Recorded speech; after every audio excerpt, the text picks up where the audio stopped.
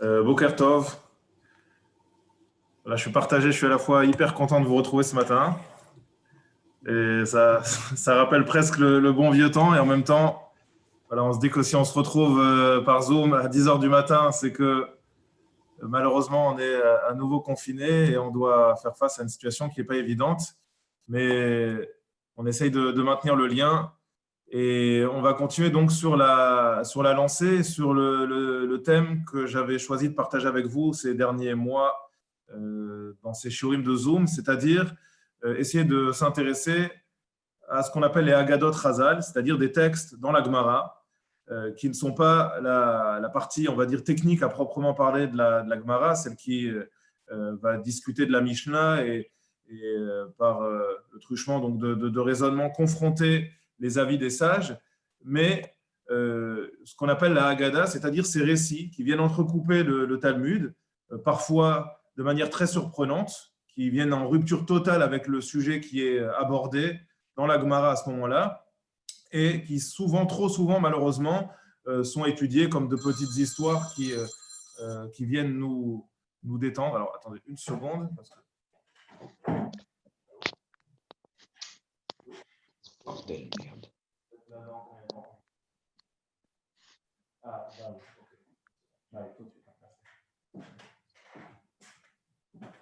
Voilà, je suis vraiment désolé, les amis. J'en ai pour 5 minutes. Je vous rejoins tout de suite. Je vous demande vraiment de patienter 5 minutes. J'ai eu une urgence. Je dois descendre. Vraiment, 5 minutes, je suis de retour.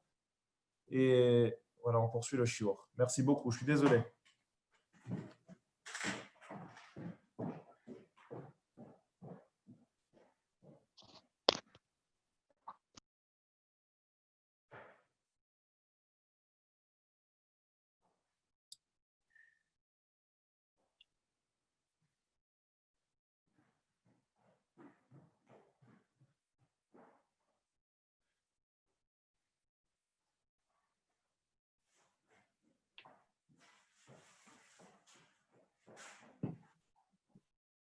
Laurent, tu lui as dit quelque chose ou quoi?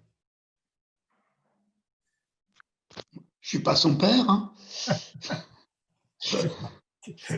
Qu'est-ce que j'en sais, moi? Bon, il y a bien quelqu'un qui va avoir 2-3 petits mots de Torah à nous dire en attendant.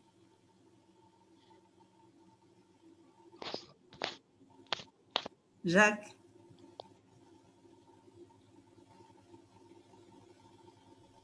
Non, personne? Ok. Non, j'ai pas de micro. Et ça y Bah est. si, tu peux le mettre, il n'y a aucun problème. Les micros n'ont pas été coupés par l'animateur.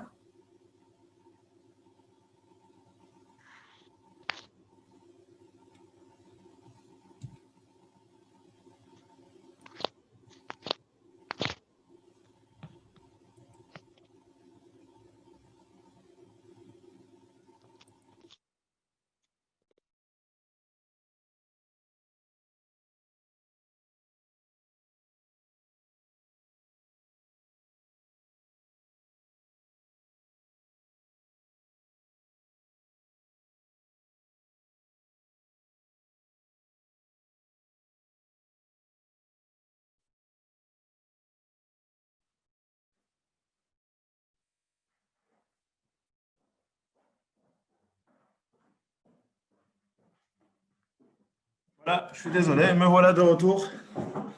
Voilà. Donc, je déranger. Donc, je disais qu'on s'intéresse trop peu malheureusement à ces récits. On les lit souvent comme des histoires qui viennent un petit peu faire respirer le texte de la Gemara, qui est souvent très, très technique. Et en réalité, ces histoires, eh bien, elles renferment souvent une réflexion qui est assez intéressante. Alors, j'ai choisi aujourd'hui, on aurait pu choisir vraiment parmi des centaines d'histoires.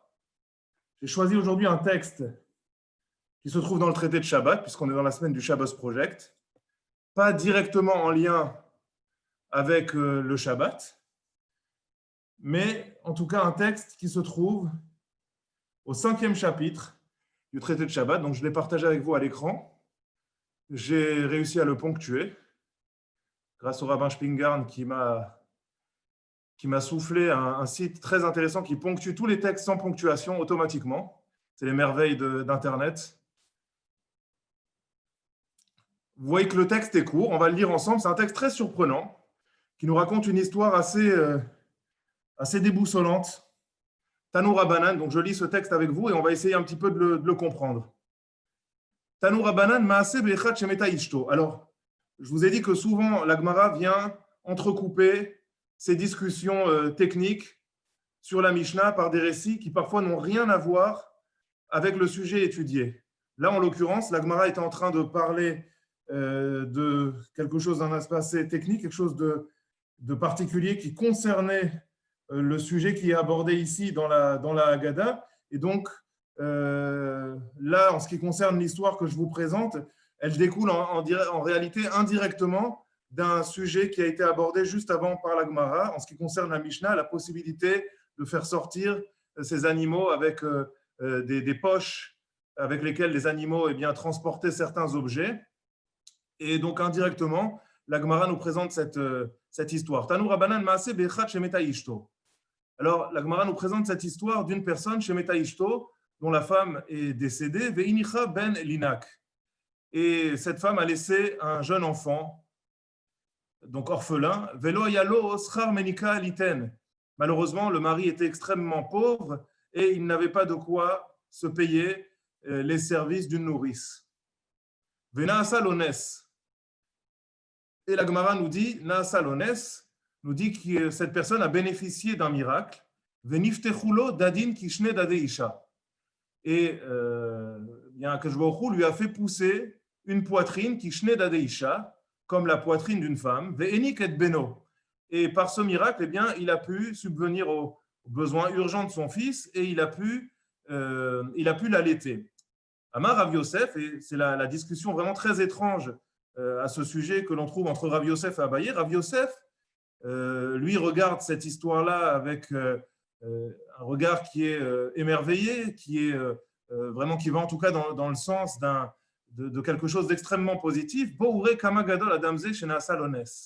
Il vient présenter cet homme en héros, un héros du Talmud, un tzaddik sans doute qui, par ses mérites, a bénéficié de ce miracle extraordinaire qui lui a permis de subvenir aux besoins de son fils. Boure, je traduis littéralement, vient et regarde, kama gadol adamze, à quel point cet homme-là est grand, à quel point cet homme-là est extraordinaire.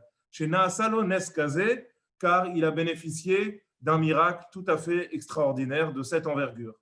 Amarlo Abaye répond à Rav Yosef en lui disant Adraba, mais au contraire, comment peux-tu t'exprimer de la sorte? Kama garwa adamze. Au contraire, cet homme-là est répugnant, cet homme-là est dégoûtant. Adamze, chez Nishtanulo Sidri Bereshit, car au contraire, Nishtanulo Sidri Bereshit, on a dû intervenir d'une manière extraordinaire pour subvenir à ses besoins. Sous-entendu, on aurait pu lui donner la possibilité de subvenir aux besoins de son fils d'une manière naturelle, et il a fallu qu'Akadosh Baruch Hu dérange en quelque sorte l'ordre naturel qu'il a imposé au moment de la création du monde, déranger ces règles qu'il a mises en place et qui régissent le monde pour pouvoir subvenir à ses besoins.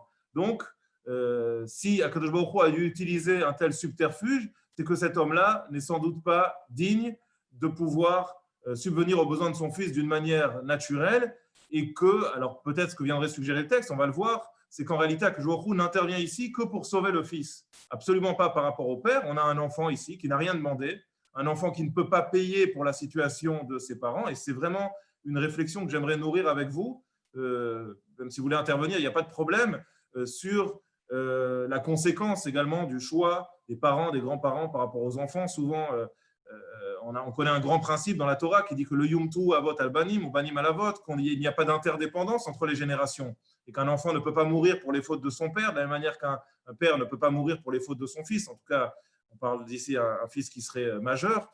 Et donc, il n'y aurait a priori pas d'interdépendance entre les actions des uns et les actions des autres, sauf que concrètement, on le sait, on est nécessairement avec une nécessité de devoir assumer la situation dans laquelle on a évolué, de devoir assumer en quelque sorte, même si on choisit un chemin différent, ce qui nous a été légué par ceux qui nous ont précédés, c'était une situation de fait qui nous rend, eh bien, d'une certaine manière, conditionnés, en tout cas en partie, par à la fois l'éducation, l'environnement dans lequel on a grandi. Et donc, même si on a cette liberté, bien évidemment, de choisir, on a cette liberté de pouvoir construire soi-même sa vie en fonction de ses propres aspirations, eh bien, on est toujours, d'une certaine manière, conditionné par ce qui nous a été légué par les générations d'avant. Il en ressort pour autant, et c'est en tout cas ce qu'on comprend encore une fois, là j'ai pour l'instant une lecture superficielle du texte, que lorsque Rav Yosef s'exprime, Abaye s'exprime et vient un petit peu contredire Rav Yosef dans sa réflexion en disant Adrabé, au contraire, il n'y a pas de quoi s'émerveiller de cette situation, on doit plutôt en pleurer parce que cet homme-là, s'il n'a pas été capable de pouvoir assumer les besoins de son fils d'une manière naturelle et qu'il n'a pas trouvé les ressources lui permettant de pouvoir nourrir son fils naturellement et qu'il a fallu user d'un tel subterfuge et de quelque chose qui vient remettre en cause les fondements même de la création du monde, c'est que sans doute cet homme-là n'est pas digne de recevoir ici les bienfaits d'Akadosh Baruch Hu, mais que la nature a été modifiée uniquement par rapport à son fils, par rapport à cet enfant qui lui est un enfant innocent et qui ne peut pas être handicapé dès le début de sa vie dans la possibilité qu'il aura par la suite, bien sûr, de faire ses propres choix, éventuellement donc de se différencier de la voie qui a été empruntée par son père. Bien sûr, il n'y a pas de rapport ici, même lorsqu'on a une lecture superficielle du texte, a priori, entre le fait que cet homme-là soit pauvre et le fait qu'il soit en quelque sorte puni par rapport à la possibilité de nourrir son fils. C'est-à-dire que on ne vient pas dire ici, on ne vient pas suggérer dans le texte qu'une personne qui n'aurait pas les moyens serait entre guillemets responsable de ce qui arrive à son enfant et de l'impossibilité de nourrir son enfant. Ce qui vient plutôt suggérer ici la Gemara, c'est que dans l'impossibilité qu'a eu cet homme-là, malgré les efforts qu'il a fait de pouvoir trouver une solution naturelle, il y a sans doute quelque chose qui a bloqué ici et qui a obligé Akadosh Baruch Hu à intervenir d'une manière tout à fait extraordinaire. Et que cette intervention-là, elle doit nourrir chez cette personne-là sans doute une remise en question, une réflexion qui lui permette de comprendre que la situation n'est pas une situation à vivre d'une manière normale. À ce moment-là, on peut se poser une question différemment. On peut se demander pourquoi Hachem il a choisi cette solution-là plutôt que par exemple lui faire trouver un petit trésor qui lui permettrait de prendre une nourrice. Tout à fait. Donc, c'est ce que suggère Abaye, en fait, Rav Yosef. Donc, c'est toute la discussion entre Rav Yosef et Abaye. C'est-à-dire que Rav Yosef voit ça comme quelque chose d'extraordinaire. Il se dit, mais c'est un srout. A priori, quelqu'un qui bénéficie d'un miracle. Et donc, ça doit également nourrir notre réflexion. On n'aura pas le temps de tout voir aujourd'hui. On ne peut pas travailler à la fois sur la dimension du miracle. Ça devrait faire l'objet d'une série de cours. Quel doit être notre rapport à nous au miracle? Mais bien sûr, je vais faire une introduction à ce sujet parce que on est en plein dedans. Dans les parachiotes que l'on traverse en ce moment dans Bereshit, on assiste à un très grand nombre de miracles. Et on va voir que ces miracles-là vont s'estomper petit à petit en avançant dans l'histoire d'Israël, même si la traversée du désert sera encore elle-même très riche en miracles. On va voir que le rapport au miracle, en tout cas ce qu'on appelle les Nissim Glouim, c'est-à-dire des miracles éclatants, eh bien, ce rapport-là va totalement se transformer au fur et à mesure que l'on avance dans le temps.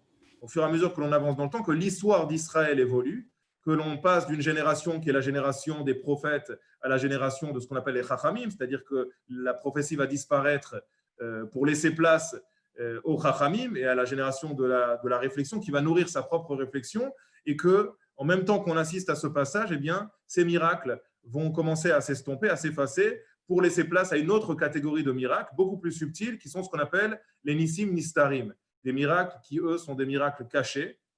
En réalité, alors que toute la vie est un miracle, que la force de l'homme doit être de pouvoir s'émerveiller du quotidien, de pouvoir, lorsqu'il se lève le matin, et c'est la raison d'ailleurs pour laquelle ces brachot que l'on récite tous les matins, qui peuvent parfois paraître un petit peu répétitives, un petit peu même excessives, parfois en réalité sont là pour nous rappeler dès le lever que toutes les choses auxquelles on assiste, que ce soit le lever du soleil, que ce soit le fait de pouvoir respirer, que ce soit le fait de pouvoir entamer une nouvelle journée dans de bonnes conditions, n'est absolument pas le fruit du hasard, mais répond en soi à une forme de miracle qui n'est pas forcément qui n'est pas forcément visible, même lorsque ce dernier se cache dans la nature. Donc, ça doit nourrir notre réflexion par rapport au regard que l'on a sur les miracles. Est-ce qu'un miracle, ce qu'on appelle galouille, c'est-à-dire un miracle éclatant, un miracle qui va totalement bouleverser les fondements de la nature, est-ce que ce miracle-là aurait une force plus importante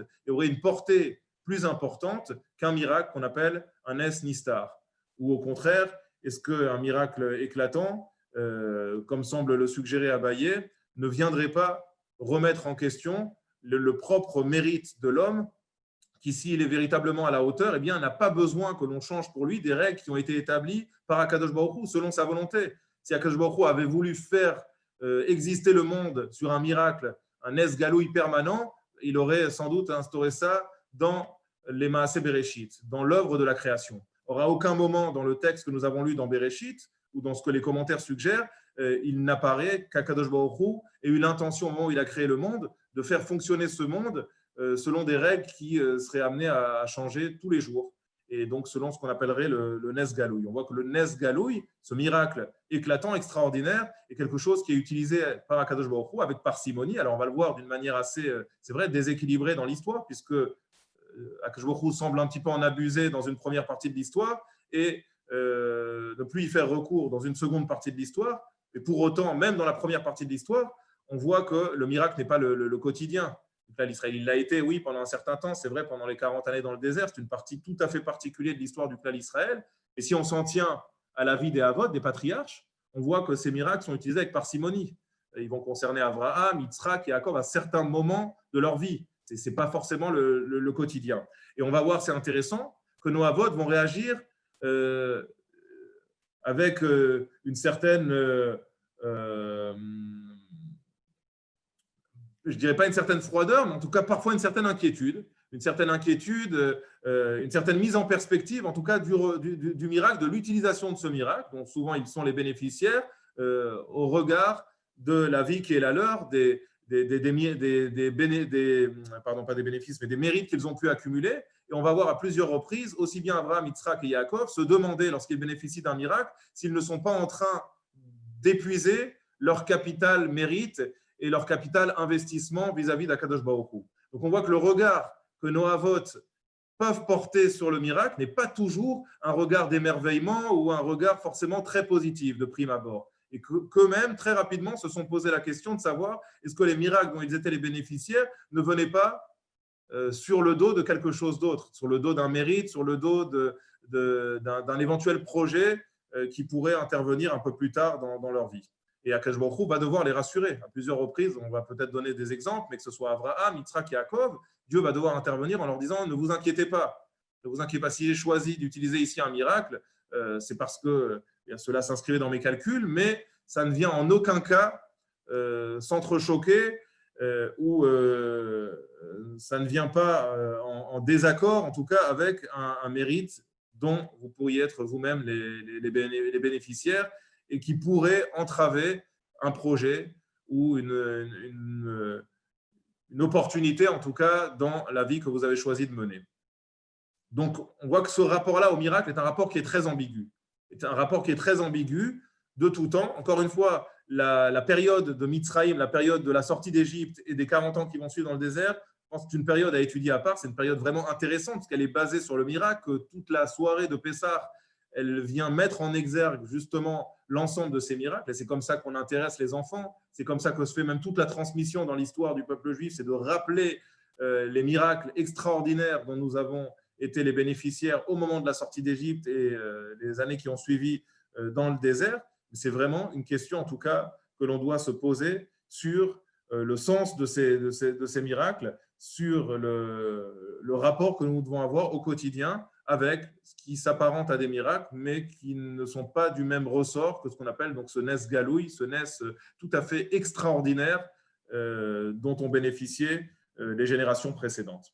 Et c'est donc toute la discussion entre Rav Yosef et Abaye. Rav Yosef se dit c'est extraordinaire. Au contraire, un homme qui bénéficie d'un miracle, surtout dans une génération dans laquelle les miracles n'existent plus, eh bien c'est un homme extraordinaire, parce qu'on voit bien que dans une génération ordinaire, justement, il n'y a plus de miracles.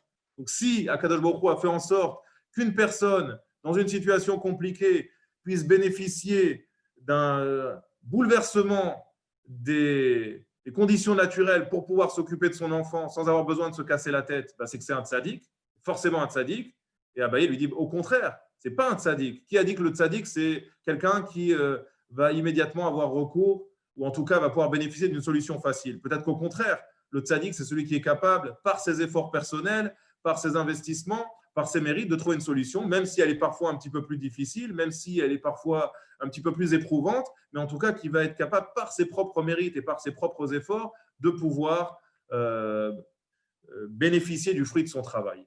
Et ça, finalement, la vraie grandeur d'un homme, ce qui va lui donner du ta'anouk, ce qui va lui donner de la satisfaction, ce qui va lui donner du nachat, c'est de pouvoir se dire, eh bien, j'ai fait ma partie du travail, j'ai fait ma ishtadlut, Akadosh Baruch Hu a fait la sienne, c'est comme un contrat, et d'une manière tout à fait naturelle, eh bien, ou en tout cas de quelque chose qui en tout cas nous apparaît comme naturel, il y a toujours une part de miracle, je le dis, mais en tout cas de quelque chose qui semble être naturel, eh bien, pouvoir trouver une solution. Et une solution aussi qui n'interpelle pas, parce que dans la dimension, je pense que c'est un élément aussi important à prendre en compte, dans la dimension de ce qu'on appelle le Nes Galoui, le miracle éclatant, il y a le regard des autres aussi.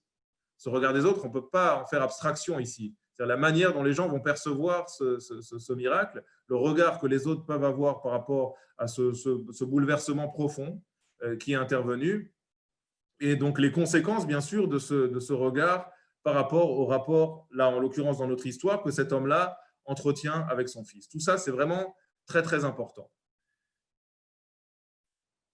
La suite de la Gemara nous dit Amar Rav Yehuda, donc Rav Yehuda lui propose une réflexion plus générale et il nous dit Bouré kama kashi mezonotav shel adam shenishtanu alav sidre bereshit.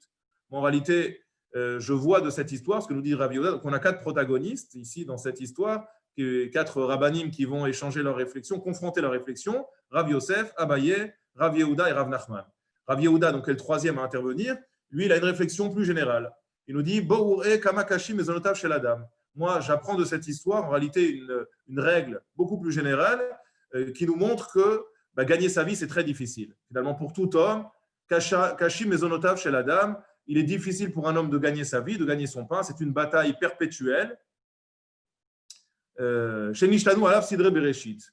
Et en réalité, ce qui va nourrir cette réflexion, c'est la même réflexion que celle d'Abaye, Nishtanulo sidre bereshit. Le fait qu'il ait fallu aller jusqu'à bouleverser les fondements de la nature montre à quel point il est difficile de gagner sa vie.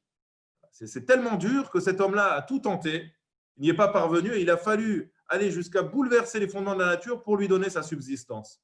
Donc, ça montre que ce n'est pas quelque chose d'évident, quelque chose qui était évident au départ. Si on remonte au Sefer Bereshit qu'on a lu il y a quelques semaines, on a vu à quel point au départ tout avait l'air de couler vraiment parfaitement et Adam n'éprouvait aucune difficulté à pouvoir se nourrir jusqu'à cette rupture au moment bien sûr de la faute et de la consommation du fruit de l'arbre de la connaissance du bien et du mal qui va obliger l'homme à rentrer dans le cycle du travail.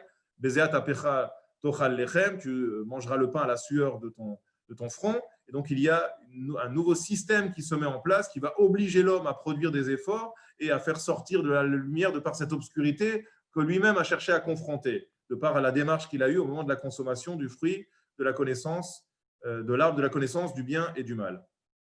Et c'est là qu'on rentre dans un concept qui s'appelle Kashi mezonotav shel adam shenishtanu alav sidre bereshit. Il va être difficile pour un homme, quelle que soit encore une fois sa profession, quel que soit son statut social, quelles que soient les conditions qu'il a pu recevoir. On sait que les choses peuvent changer très rapidement. Malheureusement, même l'époque que nous traversons les derniers mois nous montre à quel point tout est fragile dans notre monde. L'économie est fragile. La vie d'une personne peut être bouleversée du jour au lendemain, même lorsqu'a priori il bénéficiait des meilleures conditions.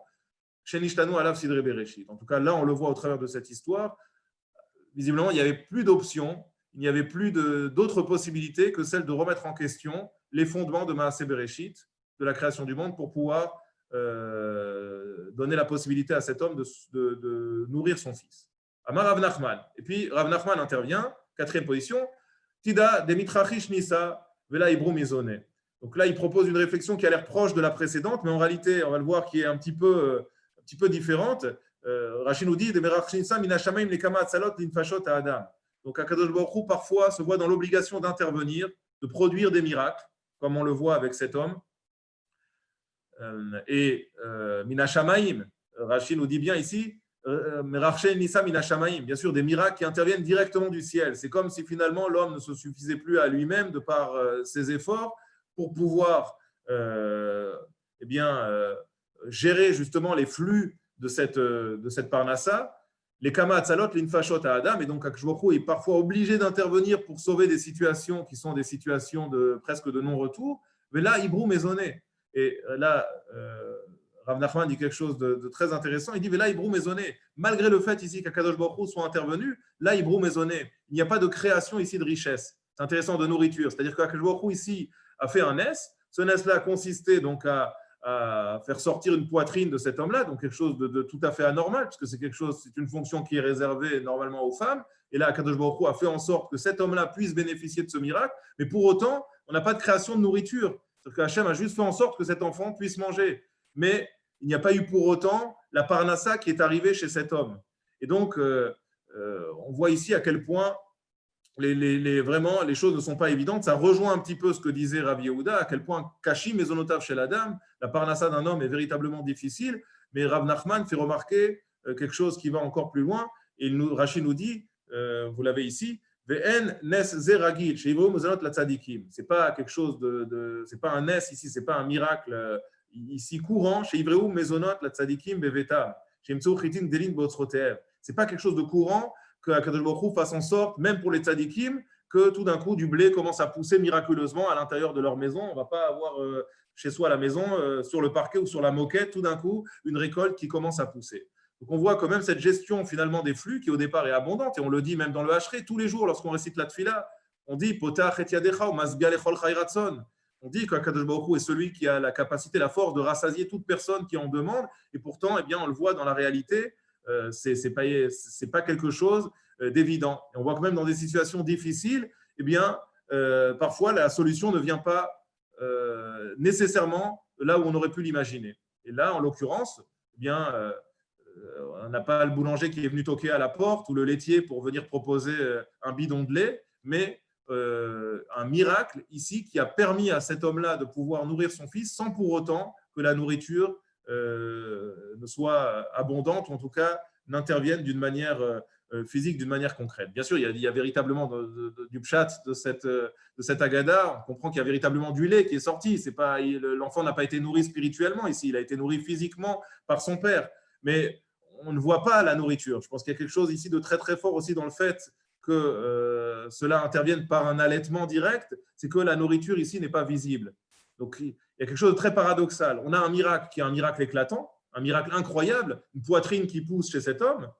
Et vous allez voir, je vais me permettre de mettre en perspective cette Agada, ce récit de la Gemara, avec un autre midrash qui n'est absolument pas connu dans la Megillat Esther, qui nous raconte que Mordechai, donc notre Mordechai, un Yehudi bien connu, qui, vous le savez, a élevé sa nièce, Esther, a eu également l'occasion, alors qu'il était un jour en difficulté et que sa jeune nièce s'était réveillée en pleine nuit, eh bien, de l'allaiter exactement de la même manière. Alors, la Gemara, le Midrash ne nous dit pas cette fois-ci que Mordechai a directement allaité sa nièce, mais qu'il a miraculeusement trouvé du lait. Il suggère en tout cas que Mordechai a pu, de par ses propres ressources, en tout cas personnelles, nourrir sa nièce à ce moment-là. Alors la différence avec notre cas à nous, c'est que c'était très ponctuel. Chez Mordechai, c'est arrivé une seule fois. Là, la Gemara, dans notre histoire, suggère que cet homme-là a pu allaiter son fils jusqu'à ce qu'il soit sevré. Donc c'est quelque chose qui lui a permis d'allaiter son fils sur une longue période. Ce n'est pas quelque chose qui s'est passé juste une fois. Et donc ça, bien sûr, ça nous interpelle, mais ça doit aussi nous permet d'avoir une lecture peut-être différente de cette Agada par rapport au Midrash qui concerne Mordechai. On ne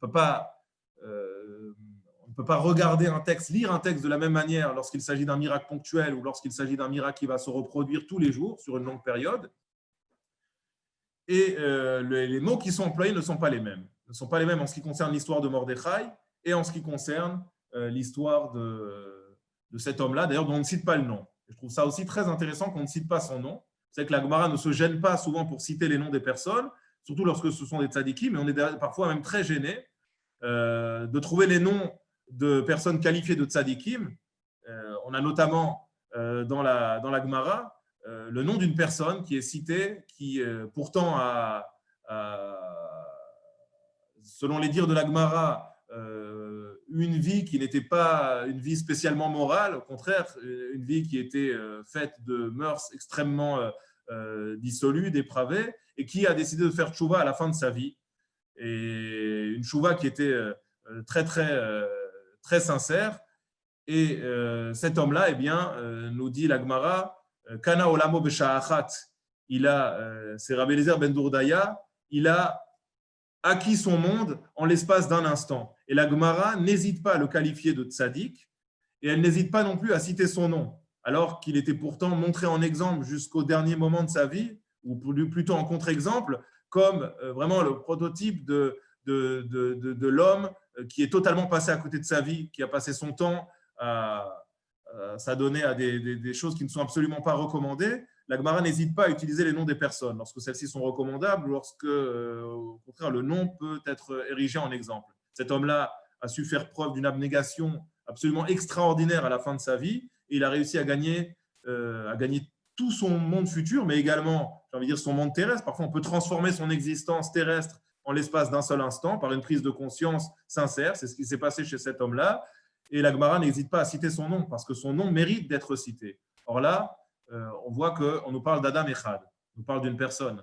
Mais Echad, même pas Adam Echad. Il n'est même pas qualifié de Adam. On nous parle de Echad.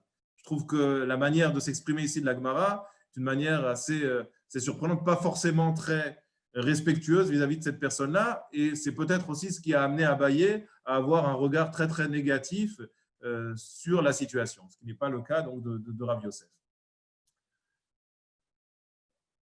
Une réflexion avant peut-être de s'intéresser plus donc, à la pensée de Rav Yosef et à celle d'Abaye, donc vraiment essayer de comprendre un petit peu comment chacun a perçu les choses de manière un peu plus profonde.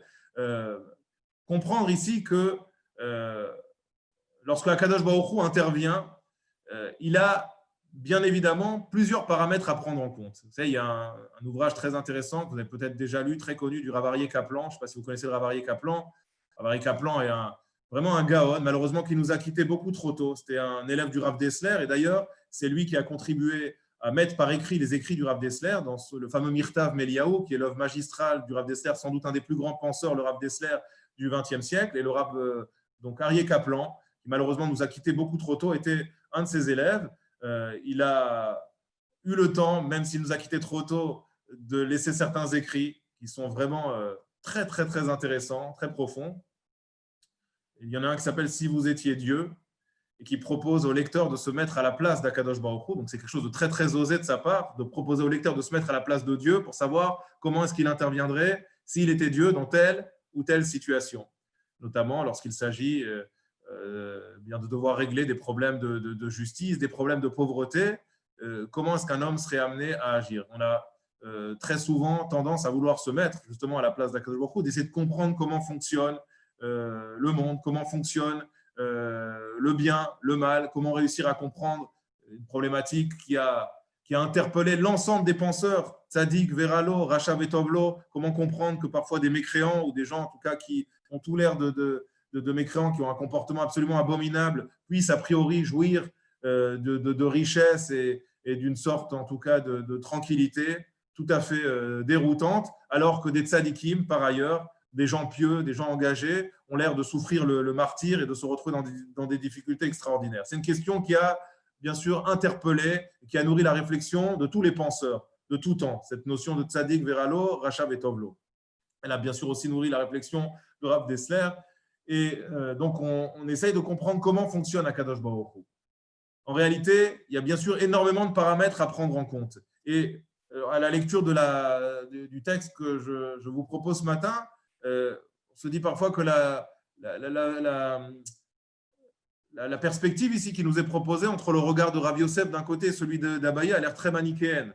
C'est-à-dire qu'on a un Rav Yosef qui nous dit c'est extraordinaire, finalement cet homme-là est un grand tzaddik. Abaye qui a l'air de nous dire absolument pas, cet homme-là est un rachat gamour, et si Akadosh Baruch Hu est intervenu, ce n'est pas pour lui, c'est uniquement pour son fils. Cet homme-là est un vaurien, la preuve c'est qu'on ne cite même pas son nom, et si Akadosh Baruch Hu a fait un miracle extraordinaire, c'est parce que cet homme-là est un bon à rien, il n'a pas été capable de faire des efforts lui permettant de bénéficier d'une aide naturelle, et il a fallu finalement qu'on le transforme totalement. C'est-à-dire que cet homme-là, finalement, est tellement un bon à rien qu'on a dû carrément le transformer. Il n'y a pas un plus grand bisaïon pour un homme que voir carrément son corps se transformer.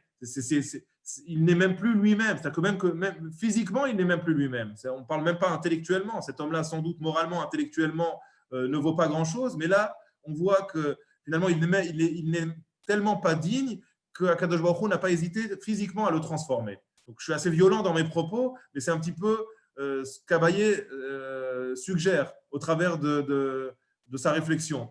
Et donc, on a une lecture, a priori, qui est très manichéenne. Rav Yosef nous dit c'est un tzadik gamour, Abaye nous dit c'est un racha gamour, et on se demande si, au final, cette lecture manichéenne, elle est vraiment judicieuse. Est-ce qu'on ne pourrait pas avoir, au travers de cet homme, eh bien, quelqu'un qui, au contraire, aurait un petit peu en lui de ces deux personnalités, un petit peu du tzaddik, un petit peu du rachat. Pourquoi est-ce qu'un homme serait nécessairement ou entièrement tzaddik ou entièrement rachat, et pourquoi, au travers uniquement de ce miracle dont il a bénéficié, eh bien, on l'enfermerait dans l'une de ces deux cases. Il y a beaucoup de paramètres à prendre en compte. La situation est très compliquée. Akadosh Baruch Hu doit à la fois gérer, comme je l'ai dit, la possibilité pour un enfant qui n'a rien demandé de pouvoir au moins survivre les premières années de sa vie et par la suite faire ses choix, pouvoir se construire, atteindre son autonomie, et à la fois eh bien, gérer les mérites, le flux de mérites qui concerne son père, qui concerne cet homme-là. Et ça me fait penser à une histoire un peu similaire qui est celle des Harem Miklat, celle des villes de refuge dans lesquelles, vous le savez, lorsqu'un homme avait commis un homicide involontaire, mais par négligence, et qu'il était donc condamné à se rendre dans une ville de refuge pour échapper à la vengeance de celui qu'on appelait le Goël Adam, le vengeur de sang, eh bien, cet homme-là donc se rendait dans cette ville de refuge, qui est une sorte, alors j'aime pas spécialement ce terme, de prison à ciel ouvert, mais c'est un petit peu cela. Il ne pouvait pas sortir de cette ville sous peine d'être la proie du Goël Adam, du vengeur de sang. C'était donc assez contraignant comme situation, et il devait y rester, comme vous le savez, jusqu'à la mort du Kohen Gadol. Et beaucoup de Mefarshim se sont posé la question de savoir, mais quel est le tzedek, quelle est la justice, quelle est la logique dans cette histoire? Le Kohen Gadol pouvait parfois être un vieux Kohen Gadol, il pouvait parfois être un jeune Kohen Gadol en bonne santé, et donc il s'avérait que dans certaines situations, eh bien, cette personne-là qui était coupable d'un homicide involontaire qui se rendait en ville de refuge allait rester pendant 40 ans, 50 ans en ville de refuge, qu'elle allait parfois mourir en ville de refuge, alors que dans d'autres situations, eh bien, une personne pouvait rentrer en ville de refuge 1 semaine, 2 semaines, parfois même peut-être quelques heures avant la mort du Kohen Gadol, et en ressortir immédiatement. Donc il y a ici un manque d'équité au niveau du traitement qui était réservé à ces différents auteurs d'homicides involontaires. Mais en réalité, ça serait faire fi du fait que Akadosh Baruch Hu doit prendre en compte un certain nombre de paramètres, et que Akadosh Baruch Hu est le seul à connaître véritablement ce qui se passe à l'intérieur de la tête de cet homme de cet auteur d'infraction, d'homicide involontaire. C'est le seul à savoir quel était véritablement son degré ici de négligence. Et donc, c'est fort finalement de tous ces paramètres, du degré, on va dire, de culpabilité de la personne, que Akadosh Baruch Hu va faire en sorte que cette personne reste plus ou moins longtemps dans cette ville de refuge. Mais pour autant, le choix d'Akadosh Baruch Hu ne doit pas non plus se faire au détriment du Kohen Gadol, qui lui n'est pas forcément responsable de ce qu'a fait la personne. Donc, on ne va pas faire mourir un Kohen Gadol plus rapidement, uniquement pour que la personne qui n'ait pas un grand degré de culpabilité puisse sortir plus rapidement. Donc, vous voyez que c'est très complexe tout ça, et que Akadosh Baruch Hu est le seul à même de pouvoir gérer ces paramètres. C'est-à-dire à la fois ne pas impacter la vie du Kohen Gadol, qui n'est pas nécessairement responsable et souvent pas du tout responsable de l'acte qui a été commis par l'auteur de l'homicide involontaire, et à la fois eh bien, permettre à cet auteur d'homicide involontaire de rester le temps qui lui est nécessaire pour pouvoir réparer sa faute. Et donc, c'est un grand puzzle dans lequel il faut essayer d'imbriquer toutes les pièces. C'est quelque chose qui nous dépasse totalement à nous, êtres humains, qui vraiment relève totalement du calcul d'Akadosh Baruch Hu, mais dans lequel on peut entièrement se retrouver au travers de cette anecdote dans laquelle Akadosh Baruch Hu a beaucoup de paramètres à gérer. Le paramètre de ce qu'on va appeler les srouillottes, les mérites du papa, qui a déjà vécu une histoire difficile, puisque, bien sûr, décès de la maman, jeune, qui lui laisse un enfant, un nourrisson, à devoir éduquer, à devoir élever tout seul. Et bien sûr, en même temps, prendre en considération cet enfant qui ne peut pas être victime de certaines fautes, de certaines erreurs qui ont été commises par son père. Même si, encore une fois, et je le répète, on est nécessairement conditionné, en tout cas en partie, par l'héritage que nous ont légué nos parents. Que ce soit un héritage physique, que ce soit un héritage moral, spirituel, il va falloir se débrouiller avec, il va falloir faire en sorte parfois, au contraire de le garder, il y a souvent beaucoup de bons à l'intérieur, parfois d'être capable aussi de s'en libérer en partie pour se construire soi-même, c'est important, on ne peut pas se construire uniquement en étant une copie conforme de ce qu'ont été nos parents, ça doit être une source d'inspiration, mais pas forcément quelque chose qui nous pousse à reproduire vraiment un modèle identique. Et vous voyez, il y a cette complexité finalement à gérer à la fois séparément ces deux situations, mais à la fois à les gérer conjointement parce qu'il y a malgré tout une interdépendance entre ce papa et cet enfant.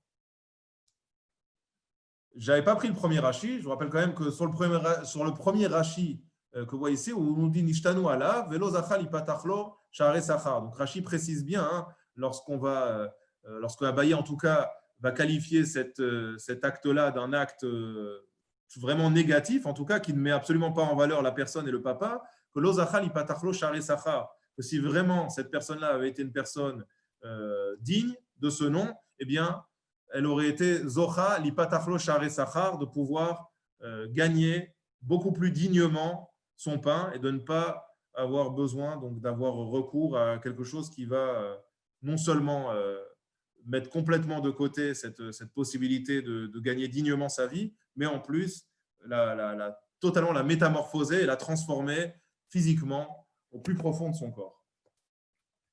Alors, je reprends un petit peu ce que nous disent Rav Yosef et Abaye. Oui, juste avant, je vous proposais tout à l'heure quand même d'avoir un mot, une introduction à ce concept de Nissim. Je vous ai dit qu'il est très très présent ce concept des miracles tout au long du Sefer Bereshit, mais ça sera bien sûr également le cas tout au long du Sefer Shemot, puisque dans le Sefer Shemot, c'est là où nous allons décrire tous les fameux miracles d'Égypte, les 10 plaies, le miracle de Kriyat Hatzuf, l'ouverture de la mer Rouge, la manne, etc. et tous ces fameux miracles qui ont accompagné les Bnei Israël pendant 40 ans dans le désert.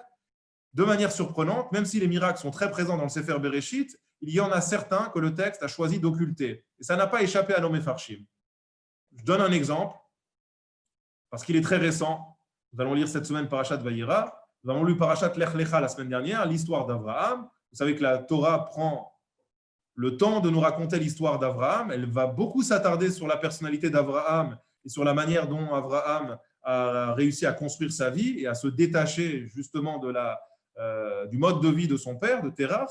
Pourtant, la Gemara va passer sous silence un certain nombre de miracles qui, lorsqu'on les connaît,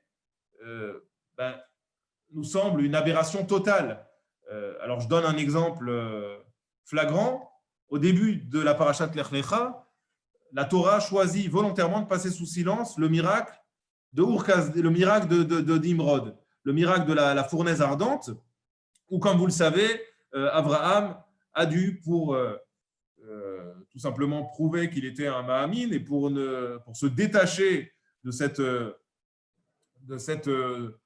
foi païenne, en tout cas, auquel on voulait absolument lui faire continuer à adhérer. Abraham était vraiment vu comme un pestiféré par son entourage. Eh bien, il a dû sauter dans cette fournaise ardente. C'était tout simplement le risque à prendre pour pouvoir assumer sa foi. Et tout le monde connaît, c'est rapporté par le Midrash, ce n'est pas rapporté par la Torah. Tout le monde sait qu'Abraham a été à ce moment-là sauvé totalement miraculeusement. Il a sauté dans cette fournaise ardente et il en est ressorti totalement indemne, ce qui a bien sûr eu comme conséquence d'avoir un effet incroyable sur toutes les personnes qui ont assisté à ce miracle. Mais on est toujours surpris. Et alors, d'après certains, vous savez que les différentes épreuves d'Abraham sont très, très discutées par nos sages.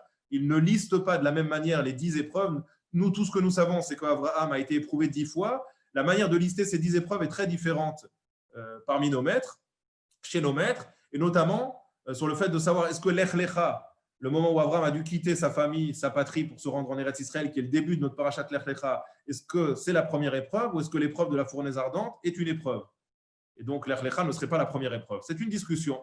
En tout cas, quoi qu'il en soit, ce que l'on sait, c'est que l'épreuve de la fournaise ardente n'est pas rapportée dans le texte. Et on peut se demander pourquoi. A priori, c'est un miracle extraordinaire. C'est quelque chose qui a prouvé au monde entier qu'Abraham non seulement était une personnalité d'une envergure vraiment sans précédent, parce qu'il a été capable d'aller jusqu'au bout de ses idées, et sans être un fanatique, parce qu'il ne mettait personne d'autre en danger que sa propre personne ici, et surtout qu'il était de toute façon convaincu qu'il fallait agir à ce moment-là. Je vous rappelle qu'on est quand même à un tournant de l'histoire ici. On est à un tournant de l'histoire. Abraham n'est pas n'importe qui. Eh bien, Abraham donc a choisi de sauter dans cette fournaise ardente. La Torah n'a pas choisi de retenir cet épisode. Comme si, au fond, eh bien, ce miracle, qui est pourtant beaucoup plus grand que celui de Lech Lecha, qui n'est pas vraiment un miracle, mais plutôt un choix de la part d'Abraham, eh bien, n'avait pas sa place dans le texte. Pourquoi on pourrait penser de manière un petit peu naïve que plus on va parsemer le texte biblique de miracle, et plus on va peut-être muscler un petit peu la foi du lecteur, qui, assistant à tous ces miracles, va se dire finalement, c'est extraordinaire. Si on a un Dieu qui est capable systématiquement de bouleverser les fondements de l'humanité pour pouvoir montrer à quel point la justice doit s'exercer, ou à quel point ces sujets doivent avoir confiance en lui, c'est peut-être, en tout cas, une manière beaucoup plus pédagogique d'inculquer cette foi, de faire passer cette foi. Or, ce n'est absolument pas ce que la Torah a choisi de retenir. La Torah nous parle du miracle uniquement lorsque ce miracle a une portée directe chez le lecteur, et en tout cas ne va pas avoir un effet contre-productif. Or là, nous disent un certain nombre, notamment un certain nombre de commentateurs chassidiques, que le fait d'introduire le miracle de Ur Kasdim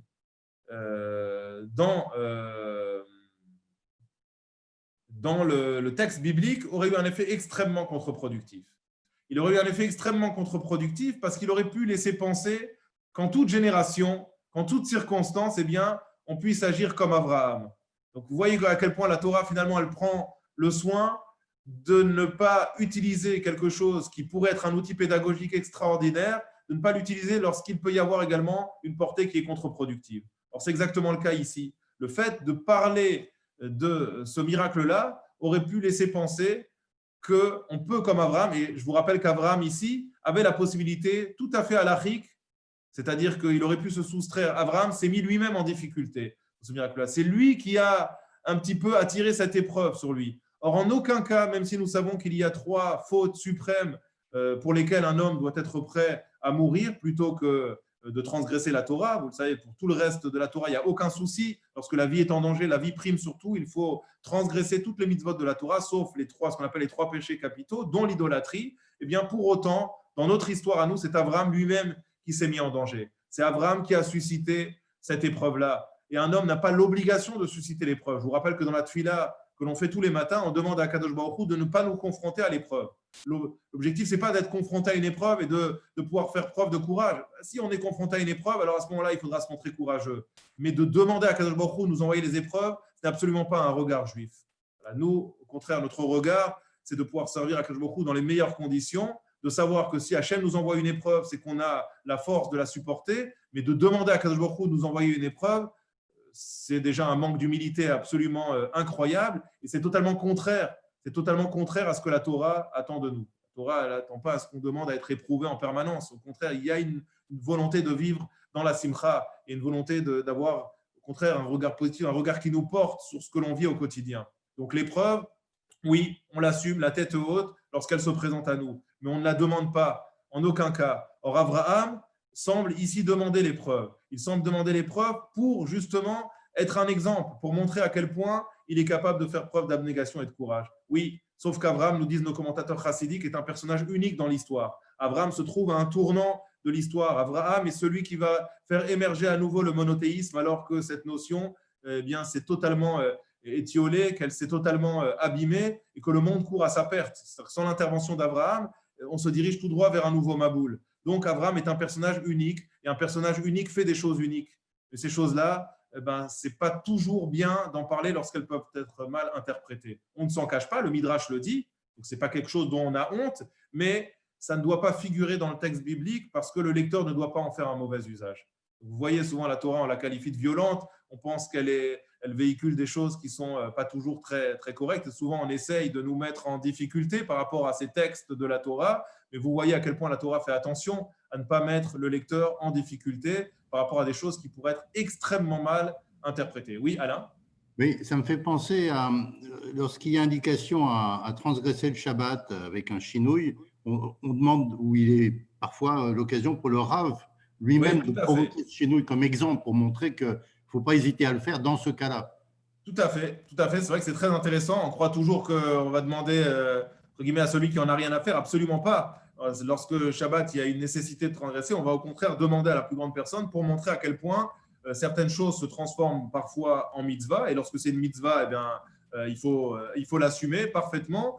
Et c'est vrai que ça fait un petit peu écho à cette notion. En tout cas, clairement, ce que vient nous dire la Torah ici, c'est qu'Abraham a été unique et qu'un personnage unique, eh bien, il agit avec des concepts et avec parfois des décisions ou des manières, en tout cas, d'agir qui elles-mêmes sont aussi singulières et sont uniques, qui ne seront pas forcément un modèle pour les générations suivantes.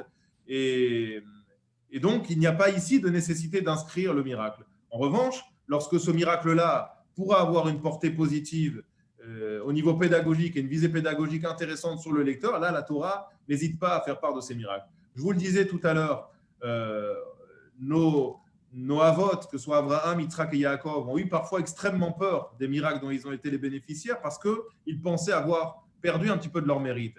Alors, ça a été le cas d'Abraham et on l'a vu la semaine dernière lors de la guerre. Vous savez que lorsque Abraham voit qu'il a remporté une guerre de manière un petit peu miraculeuse avec ses hommes, eh ben, il va tout d'un coup avoir un petit peu peur. Et donc, il ne veut rien prendre en récompense. Rappelez-vous, dans cette discussion qu'il va avoir avec le roi, il refuse même de prendre jusqu'à un lacet de chaussures. Abraham ne veut surtout pas toucher finalement au capital investissement qui a été le sien, au capital mérite qui a été le sien. Et donc, ils sont souvent effrayés, nos avots, de voir que dans certaines situations qui leur paraissent des situations extraordinaires, eh bien, ils puissent penser avoir épuisé pour quelque chose qui, à eux, leur apparaît comme dérisoire, quelque chose pour lequel ils se sont autant investis. Quand on s'investit beaucoup, on n'a pas envie que tout cela se… Excusez-moi, une seconde.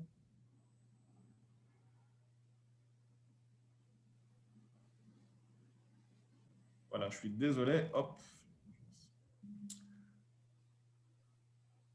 Voilà, on n'a pas forcément donc envie que tout cela puisse se détériorer en l'espace de quelques instants. Un autre exemple, et je suis désolé, je devrais terminer avec ça aujourd'hui, on reprendra le texte la semaine prochaine. Un autre exemple est celui de Yaakov. Yaakov aussi, on le verra dans quelques semaines, lorsqu'il va se retrouver confronté par rapport à Esav, nourrit exactement cette même réflexion, exactement ces mêmes angoisses. Yaakov se retrouve face à Esav et il a peur. Il a peur à ce moment-là que ces mérites-là s'épuisent dans la lutte qu'il va devoir mener contre Esav. Il a peur également qu'il lui manque un certain nombre de mérites par rapport à ceux qui ont été accumulés par son frère, qui lui a pu rester auprès de ses parents, qui a pu rester en Eretz Israël, donc deux mitzvot extrêmement importantes. Mais on voit à quel point Yaakov, malgré le fait qu'il était Bechira Avot, qu'il était un personnage tout à fait extraordinaire, qui est la synthèse, comme on le sait, à la fois de la grandeur d'Abraham et de celle de Yitzhak, eh bien, nourrit cette angoisse de devoir un petit peu échanger, vendre tous ces mérites qu'il a pu accumuler et qui est vraiment le fruit d'un travail personnel de longue haleine qui lui a pris des années contre une intervention. Et forcément, qui dit contre une intervention dit que par la suite, eh bien, il n'aurait plus le droit à l'erreur. Et c'est quelque chose qui le rendrait peut-être très fébrile dans sa manière de vivre le reste de sa vie. Et je crois que ce regard-là par rapport au Nissim est vraiment fondamental pour comprendre ici la machloket, la discussion et la différence de regard entre Yosef, Rav Yosef et Abaye.